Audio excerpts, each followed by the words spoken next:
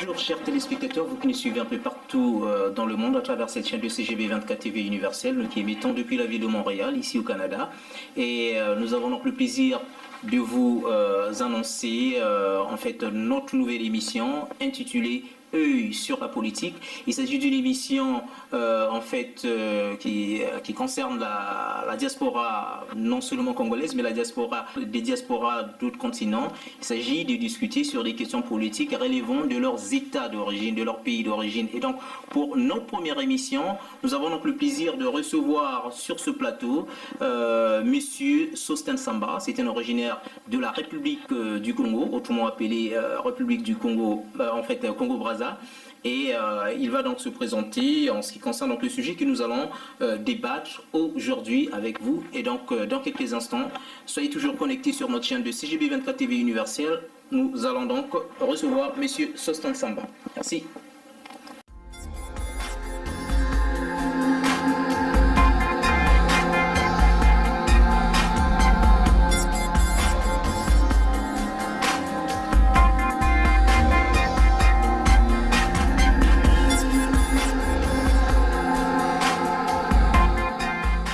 Bonjour Monsieur Sostin Samba. Bonjour Monsieur le journaliste.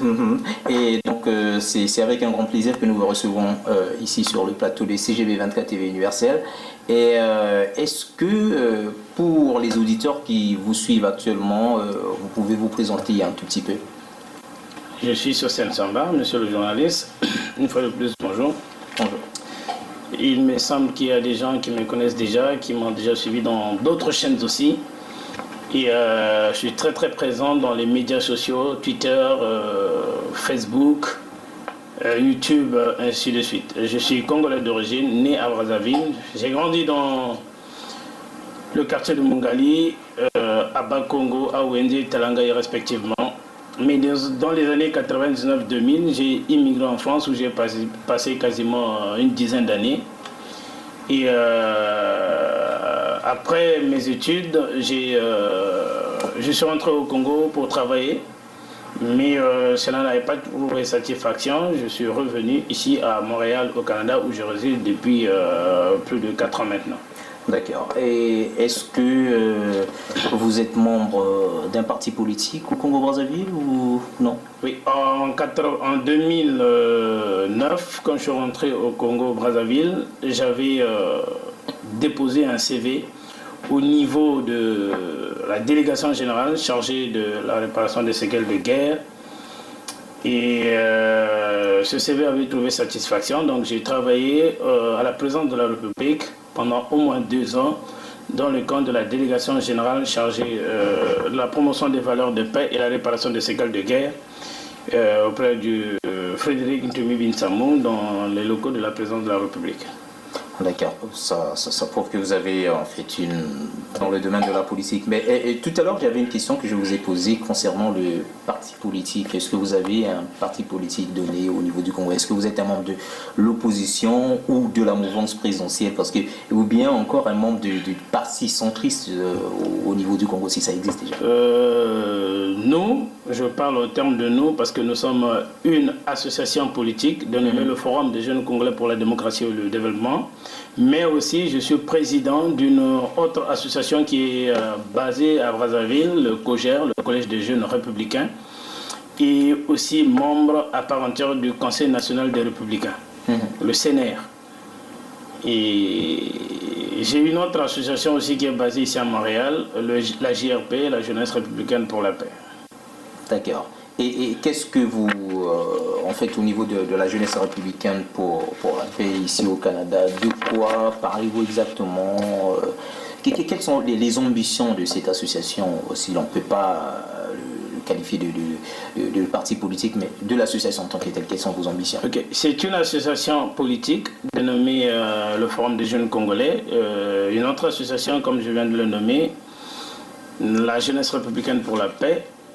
Ce sont des associations politiques. Le but, c'est de sensibiliser la jeunesse congolaise sur les questions de politique, sur les questions qui riment notre politique actuellement.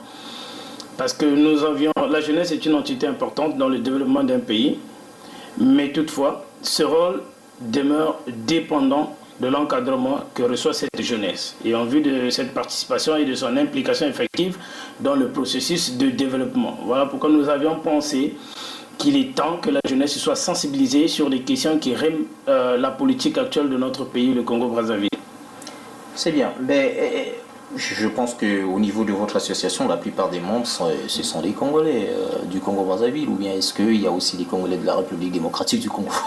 Exactement. Au niveau du Congo-Brazzaville, nous avions d'autres membres qui ne sont pas des Congolais, mais qui sont sympathisants de cette association et qui donnent aussi leur avis sur la politique du Congo-Brazzaville parce qu'ils résident au Congo-Brazzaville. Mais aussi, avec eux, nous essayons de voir de temps en temps les mots qui riment aussi leur pays et on essaie de donner notre avis sur la politique de leur pays respectif, notamment la RDC, notamment le Mali et la Côte d'Ivoire tout récemment. D'accord. Et bon, parlons un peu de votre pays d'origine puisque vous êtes du Congo-Brazzaville. Au moment où nous sommes en train de parler actuellement, puisque chez nous au Canada actuellement il est déjà 18h, 18h20, quelque chose comme ça. Mais les élections se sont déjà déroulées au pays, c'est ce qu'on appelle par les élections locales au Congo-Brazzaville. Mais pour les auditeurs de l'Afrique, nos auditeurs qui nous suivent un peu partout dans le monde, non seulement de l'Afrique, mais un peu partout dans le monde. De quoi s'agit-il exactement dans ces élections locales, les élections qui se sont déroulées aujourd'hui au Congo-Brazzaville? Ok. Écoutez, monsieur le journaliste, le Congo vient de passer aujourd'hui, le 28 de ce mois, aux élections locales. Les élections locales, ce sont des élections d'où on élit les conseillers municipaux de chaque arrondissement, de chaque ville, de chaque village. Mais hier, j'ai participé à une autre émission télévisée aussi, où j'ai évoqué les problèmes de ces élections. J'ai reçu des mails, j'ai reçu des nouvelles, j'ai suivi dans les médias, comme beaucoup d'autres Congolais aussi, au sujet de ces élections. Ces élections ont eu une forte taux d'abstention. J'ai vu dans les médias plus de 87% des Congolais se sont abstenus, ils ne se sont pas présentés aux élections. Est-ce que vous avez des preuves au moment où nous sommes en train de parler sur ces abstentions? Monsieur le journaliste, je n'ai pas ici avec moi des preuves sur papier, mais vous pouvez aller dans le site Œil d'Afrique, vous pouvez aller dans Parole d'Afrique, vous pouvez aller dans Africa Time, vous pouvez lire tout cela. Et il y a même des images sur YouTube, vous avez des images sur Africa Time à tous les auditeurs, à tous les téléspectateurs qui nous suivent. Vous pouvez voir des images que ces élections ont été un véritable fiasco parce que la population ne s'est pas présentée. Les urnes ont été vides. J'ai même vu une image où l'urne a été posée à même le sol. Et donc la population, hier j'avais dit, je ne pense pas, je ne vois pas pourquoi la population va se présenter à telle élection. Donc nous savions pertinemment qui est le vainqueur de ces élections. Donc les élections locales, ce sont des élections où on élise les conseillers municipaux. Les conseillers municipaux qui, eux, ont la charge d'une municipalité quelconque avec le maire et qui pensent avoir donné des solutions aux problèmes de la mairie, aux problèmes de la ville où il est élu. Ça c'est bien. Et est-ce qu'au niveau de votre pays d'origine, le Congo-Brazzaville, les maires sont élus au suffrage universel ou bien ils sont nommés? Écoutez, monsieur le journaliste, au sortir de la conférence nationale de 90 à 92, la Constitution stipulait que les maires devraient être élus. Et nous avions suivi les élections du défunt du feu Bernard Kolela. Mais actuellement, avec la nouvelle Constitution qui date de 2002, de janvier 2002, les maires sont nommés par le président de la République, nommés par le ministre de tutelle. Donc les maires au Congo ne sont pas votés par la population, ils sont nommés. Est-ce que vous pouvez nous dire un peu pour les auditeurs qui nous suivent un peu partout dans le monde, pourquoi cette différence? Parce que dans d'autres pays, les maires des villes sont élus et au niveau de votre pays d'origine, ils sont nommés. Est-ce que Est-ce que vous pouvez nous dire un peu en quelque sorte, avec des petits mots, l'origine, pourquoi est-ce que le législateur avait décidé que les maires soient nommés par le président, bon, pas par le président, mais soient nommés tout simplement par certaines autorités politiques et non pas élus par la population au suffrage universel? Je pense que je viens d'évoquer tout à l'heure dans la question précédente pourquoi cela a été modifié. Au sortir de la conférence nationale de 92, le vainqueur, donc le président Denis Sassou Nguesso, garant de l'unité nationale, garant de la paix, garant de la vie, du bon déroulement du pays, a voulu que la Constitution soit changée. Donc en 2002, la Constitution, de sortie de la conférence nationale, a été changée. Il y a eu un amendement de cette Constitution. Et actuellement, on nomme les maires. Cependant, j'ai vécu en France pendant une dizaine d'années. J'ai vu ce qui se passe aux États-Unis et ici au Canada où je réside actuellement. Les maires sont votés par la population. Parce que le maire est censé donner des réponses à la population. Le maire est censé de connaître les mots qui riment sa municipalité. Le maire est censé d'être approché par les habitants de la ville. Le maire est censé d'être connu par sa population. Et un maire, je pense, dans ces villes que nous habitons actuellement, Montréal, Paris, New York, nous savons que les maires sont votés parce que ces maires-là vivent dans la ville même, ces maires-là connaissent les problèmes de la ville. Mais au Congo, j'ai vu des maires habitant à Brazzaville, mais qui est nommé à Vinza, par exemple. Donc, ça ne va pas, il y a quelque chose qui ne va pas. Je pense que le Congo est en crise. Je pense qu'il y a une crise au niveau du Congo-Brazzaville, une crise politique. Ah, vous parlez de crise politique au niveau du Congo-Brazzaville, mais ceux qui sont au pays, en fait, ne l'entendent pas de cette façon, parce que lorsqu'on essaie un peu d'interroger, c'est vrai qu'il y a certaines personnes qui peuvent penser ainsi, mais d'autres, par contre, disent que tout est OK. Est-ce que c'est un avis personnel, ou bien c'est l'avis de la majorité des gens? Écoutez, monsieur le journaliste, le bossu ne voit jamais son boss. Aujourd'hui, ceux de la mouvance présidentielle vont vous dire que le pays va bien. Ils vont vous montrer les clichés du pseudo-aéroport qui a été fait, des routes qui ont été bituminées. On va vous parler de plein d'autres choses, parce qu'ils sont de la mouvance présidentielle, parce qu'ils sont avec le pouvoir en place. Mais nous savons pertinemment que beaucoup de Congolais vivent dans le seuil de pauvreté. Le Congo est en crise. Pourquoi je dis que le Congo est en crise?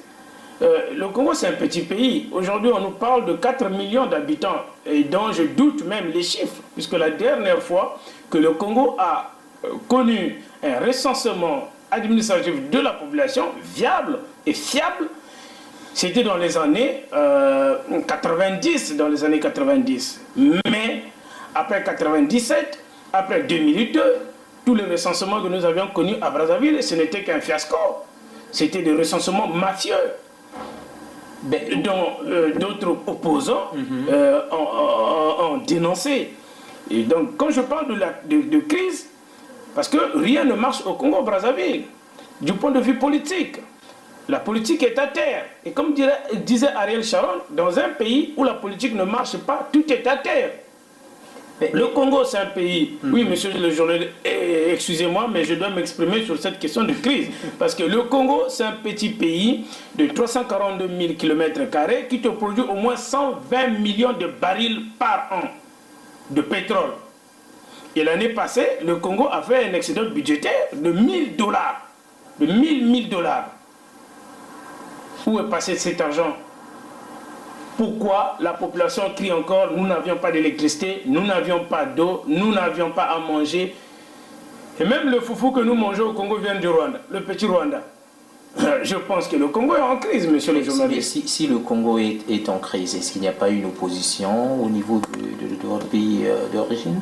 Au Congo, il y a ce qu'on appelle l'opposition locale. Il y a une opposition locale traditionnelle que nous connaissons au Congo, mais je pense que nous ne pouvons plus faire confiance à cette opposition parce que cette opposition a montré ses limites. Voilà pourquoi, en tant que Congolais, je donne mon avis sur ce point sur la politique. Il me semble que cette opposition ne fait pas son travail. Et donc vous n'avez pas confiance à l'actuel président de l'opposition, M.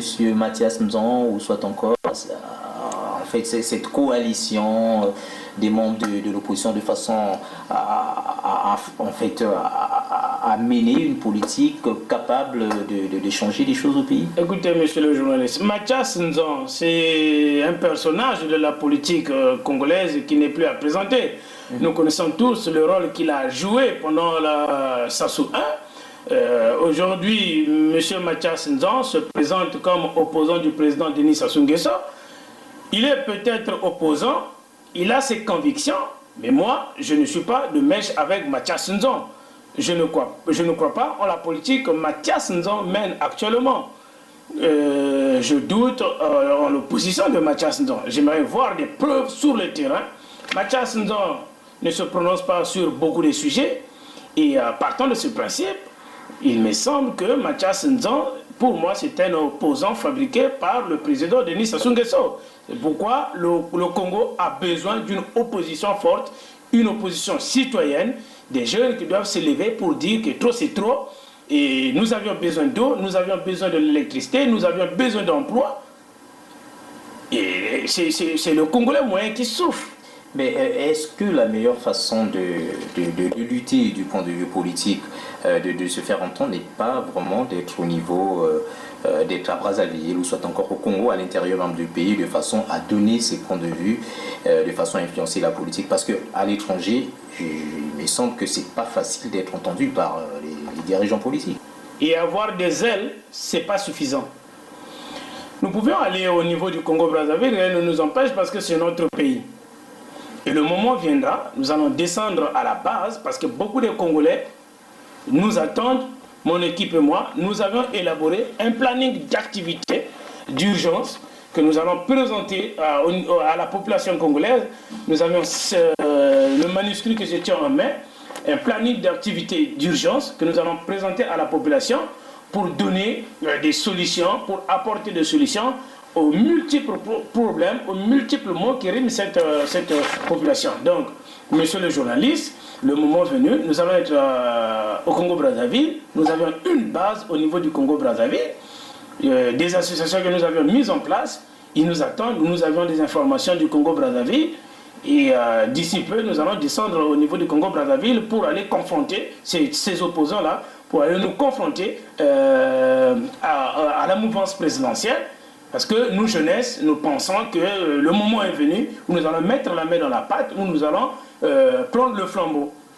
Est-ce que actuellement, parce que c'est qu'on a ici un peu de voir sur le terrain au niveau de politique du Congo-Brazzaville, lorsqu'on n'est pas dans le pouvoir, on crie, on critique, mais une fois qu'on est un peu péché, on vous pêche, on vous met dans la mouvance présidentielle, c'est le boucoutage comme on dit, chacun bouffe, et puis voilà, c'est le silence total. Est-ce que le peuple peut vous faire confiance exactement sur ce que vous êtes en train de dire? Est-ce que vous avez des projets pour la population? Vous avez des projets peut-être pour l'évolution, pour le développement économique du Congo-Brazzaville? Écoutez, monsieur le journaliste, il est certes que le président Denis Sassou Nguesso a pu convaincre certains opposants qui se sont ralliés à sa cause, mais c'est pour cette raison que je ne fais plus confiance à l'opposition dite traditionnelle.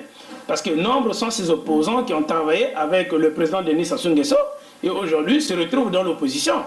Donc, moi, je pense, nous, jeunesse, nous pensons, nous, notre association, avec mes partenaires canadiens, mes partenaires français, nous pensons qu'il est temps qu'il y ait une autre forme d'opposition, l'opposition citoyenne, que d'autres opposants, que d'autres Congolais se lèvent pour pouvoir donner des solutions aux maux qui riment cette société. J'ai ici montré tout à l'heure le planning d'activité d'urgence que nous avions élaboré, que nous avons présenté à la population sur plusieurs sujets.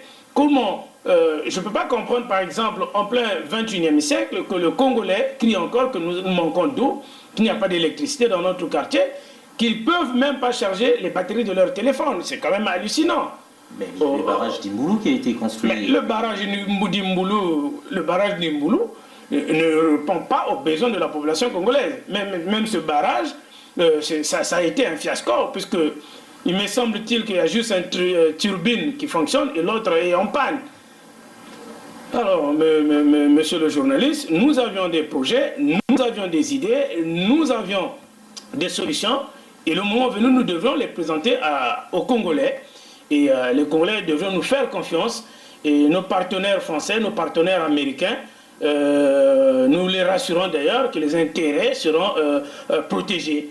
Donc nous allons prendre nos plannings d'activité et les mettre en place le moment venu. Lorsque vous dites, il y a comme un message caché dans ce que vous êtes en train de dire. Bon, c'est vrai qu'il faut s'adresser, il faut garantir dire déjà aux investisseurs français, américains et autres que leurs investissements seront garantis. Mais est-ce que c'est pas aussi une manière de, bon, je dirais pas de vendre le pays, mais est-ce que le peuple, le citoyen, le simple citoyen lambda, voit les choses de cette façon? Est-ce que vous n'allez pas servir les intérêts des étrangers au lieu de servir les intérêts de la population? Monsieur le journaliste, écoutez, d'abord le Congolais. Oui. Le Congo aux Congolais, le Canada aux Canadiens, la France aux Français. Ce qui appartient aux Congolais est pour les Congolais.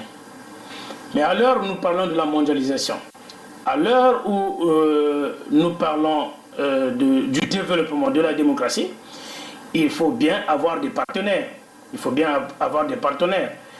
Et voilà pourquoi j'ai parlé tout à l'heure de nos partenaires français, de nos partenaires américains et canadiens. Mais ce qui est aux Congolais est pour les Congolais. D'accord. Merci beaucoup. Et parlons un peu de votre planning d'activité d'urgence pour le titre de l'année 2014. Qu'est-ce qu'il en est exactement? C'est un planning que nous avions élaboré, nous, pour essayer de donner des réponses à certains problèmes. Comment, par exemple, nous pouvons faire pour que tous les Congolais ne manquent pas d'eau? Comment, par exemple, nous pouvons faire pour qu'il y ait de l'eau partout, de l'électricité 24 heures sur 24 heures? Le système de santé congolais est très médiocre actuellement. Faites un tour au CHU de Brazzaville, vous allez voir, et vous reviendrez dans cette émission même me dire que M. Sosen Samba avait éventuellement raison. Le CHU de Brazzaville manque des ascenseurs, par exemple. Le système scolaire qui est au Congo-Brazzaville date des années 60. Et jusqu'à aujourd'hui, ça n'a jamais été changé. Nous avons, sur ce point par exemple, nous pensons que les enfants, nos enfants, les cadres de demain, la jeunesse pouvait rester à l'école de 8 heures. On commence les cours à 8 heures jusqu'à 16 heures. Et dans ce planning, nous avions par exemple pensé qu'on devrait, dès le primaire, apprendre à nos enfants les langues étrangères, par exemple. Ça, c'est dans nos activités, dans nos plannings.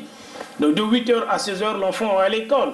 Les parents vont, comme ça se passe ici au Canada, comme ça se passe en France, à 16h, les parents vont aller récupérer leurs enfants à 16h, mais l'enfant est resté toute cette journée à l'école.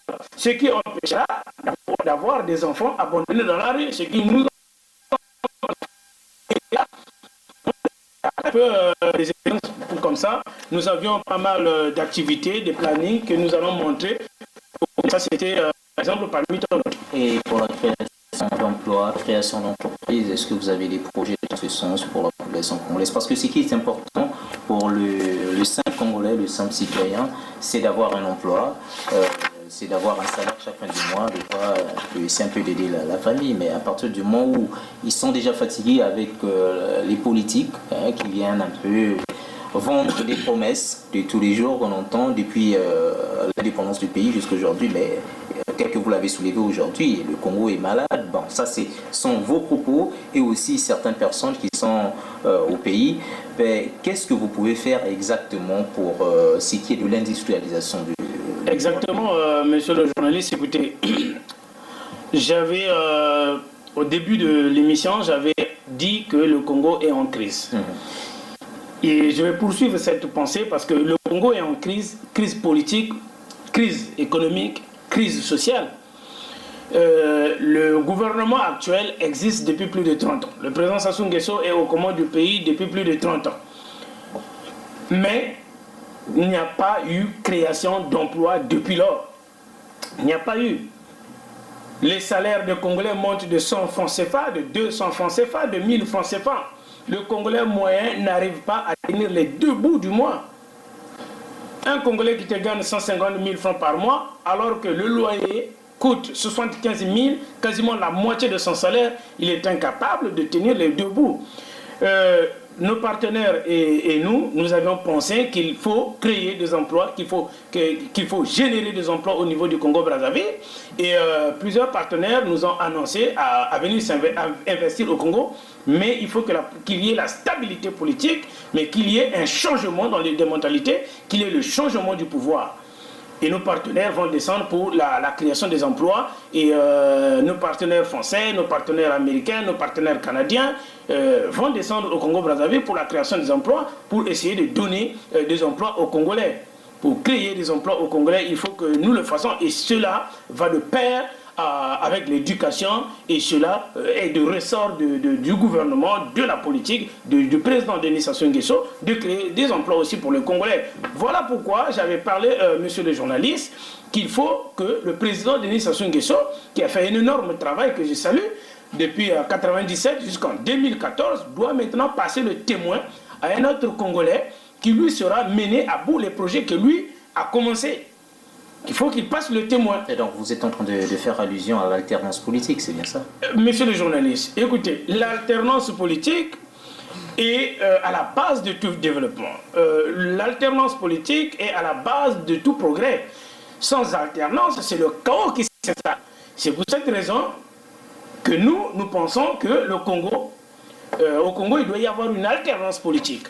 Il doit y avoir une alternance politique parce que nous ne pouvons pas être spectateurs, nous ne devons pas regarder le Congo mourir à petit feu. Voilà pourquoi monsieur le président Denis Sassou Nguesso, que le temps est venu pour lui de passer le témoin à un autre Congolais et afin de mener à bien ses projets. Mais à ce que je sache, la Constitution, le changement de la Constitution actuellement fait débat au niveau du Congo-Brazzaville. Est-ce que on peut aujourd'hui dire que c'était un faux débat ou bien un vrai débat? Est-ce que qu'attend exactement la population sur cette affaire de changement de Écoutez, monsieur le journaliste, moi je pense que ici même j'ai un exemple de la Constitution qui date de celui de 92 et celui de 2002. Quand j'essaie de comparer, il y a des articles de la Constitution de la sortie de la conférence nationale qui ont été modifiés, qui ont été amendés. Le pouvoir, la partie gagnante, vous savez en 97 qui était la partie gagnante, donc le président Denis Sassou Nguesso, on pensait que la constitution de la sortie de la conférence nationale n'était pas bonne, ne répondait pas aux attentes des Congolais, qu'il fallait changer cette constitution. Nous voilà aujourd'hui avec la constitution du 20 janvier 2002. Cette constitution, elle est bonne. C'est une très bonne constitution. Je ne vois pas pourquoi cette constitution fait débat. Et pourtant, l'opposition l'a critiquée au moment où elle était entrée en vigueur. Je ne sais pas quelle est cette opposition. Hier, les personnes qui critiquent cette constitution étaient les premières personnes à dire que c'était une constitution taillée sur mesure. Mais aujourd'hui, on veut la changer. Monsieur le journaliste, je ne sais pas c'est quoi ces opposants-là qui avaient applaudi cette constitution. Mais cette constitution, nous, on pense que cette constitution, elle est bonne. Je la parcours nuit et jour. Cette constitution doit suivre son cours normal. Et il n'est pas question que cette constitution soit changée. La constitution reste telle. La constitution, elle est bonne pour tous les Congolais. J'aime bien ces articles. J'aime bien la façon dont elle a été érigée. Et de la première page jusqu'à la dernière page, cette constitution est merveilleuse. C'est un faux débat. La Constitution doit prendre son cours normal, l'histoire doit suivre son cours normal. Il n'est pas question que cette Constitution soit modifiée ou que cette Constitution soit changée. Je pense que ceux qui veulent le changement de la Constitution veulent se cacher, ils veulent s'éterniser au pouvoir. Mais sur le plan juridique, cette Constitution ne fait pas débat. Cette Constitution doit suivre son cours normal. Donc c'est là les vrais enjeux, c'est là les vrais enjeux du changement de la Constitution. Mais qu'est-ce qui pose exactement problème au niveau de cette Constitution? Est-ce qu'il s'agit de certaines dispositions, uniquement de certaines dispositions, ou c'est toute la Constitution de manière générale qui pose problème? au niveau du Congo-Brazzaville? Au niveau du Congo-Brazzaville, il me semble que c'est l'article 58 qui pose problème à l'actuel président de la République, le président Denis Sassou Nguesso, car cet article 58 de la Constitution le rattrape par rapport à son âge. Le président de la République, le président Denis Sassou Nguesso, n'a plus le droit. La Constitution ne lui donne plus le droit de se présenter en 2016. Je pense que c'est cet article-là qui fait défaut. Mais plus que cette Constitution de 92 a été changée au profit de cette Constitution de 2002, nous allons la maintenir. Cette Constitution doit rester telle qu'elle est. L'histoire doit suivre son cours normal. Le président Denis Sassou Nguesso doit passer le témoin à un autre Congolais pour mener à bien cette Constitution et la politique. S'il faudrait la changer, on va revoir les dispositifs plus tard, peut-être dans 10 ans, dans 20 ans. Mais pour l'heure, cela ne fait pas de défaut. Cela ne pose pas problème. Cette Constitution est bonne. On doit la garder telle qu'elle est. Merci beaucoup. C'était un plaisir de vous recevoir aujourd'hui sur ce plateau. Certainement que vous avez quelque chose à ajouter avant que nous puissions finir notre émission. Monsieur le journaliste, merci beaucoup de m'avoir reçu dans les locaux de vos chaînes. Et pas grand-chose à dire aux Congolais, aux chers compatriotes qui nous écoutent, sauf que la jeunesse doit aujourd'hui se lever. La jeunesse ne doit plus être spectateur. La jeunesse a un mot à dire sur tout ce qui se passe dans son pays. Alors, nous appelons la jeunesse à se lever, à être des citoyens dignes, de ne plus avoir peur, de s'exprimer, de parler, de dire haut et fort que nous ne voulons pas le changement de la Constitution. La jeunesse doit s'exprimer, la jeunesse doit mettre à nu les problèmes qu'ils subissent. Et la politique aujourd'hui qui est menée au Congo-Brazzaville, nous pensons que c'est une politique d'intimidation. C'est une politique qui ne favorise pas la population. C'est une politique aujourd'hui qui est contre le développement parce que le Congolais est incapable de s'exprimer. Voilà pourquoi nous pensons que le Congolais, la jeunesse, levez-vous, prenez votre courage, prenez votre avenir en main. Le futur vous appartient et n'ayez plus peur. Merci, monsieur le journaliste. Et juste les salutations. Je voudrais saluer, en passant à Monicède, je voulais saluer mes bien-aimés frères Lufagona, bien-aimés frères Ndinga, le colonel Nkwa Lucien, le colonel Eugène Malanda, le docteur Ntondo, le révérend pasteur Ntoumi Binsamou Frédéric. Nous voudrions saluer Chris-Antoine Walembo, mon bien-aimé frère, Maurice Mombenga, Firmin Ayessa, tout ce monde-là, ce sont mes frères. Je les salue. Vive la République du Congo, vive la Constitution, vive le Congo et que vive la jeunesse. Merci, monsieur le journaliste. Merci. À la prochaine émission. Merci beaucoup.